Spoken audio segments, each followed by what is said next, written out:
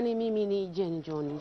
Ligi kuu Tanzania bara imeendelea katika viwanja viwili tofauti, huku Tanga timu ya Azam imeangukia pua baada ya kufungwa goli 1-0 dhidi ya Coastal Union katika mchezo uliofanyika uwanja wa Mkokwani mjini Tanga.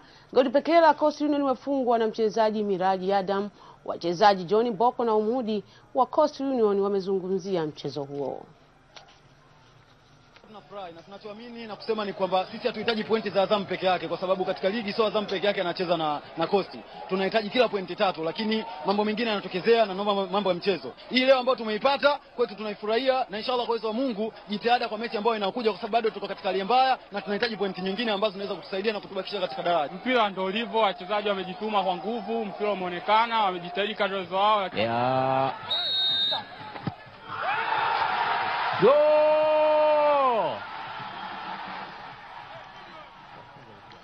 Huko Mbeya timu ya Mwadu FC na Prisons ya Mbeya zimeshindwa kutambiana baada ya kutoka suluhu ya bila kufungana katika mchezo uliofanyika uwanja Sokoine mkoani Mbeya.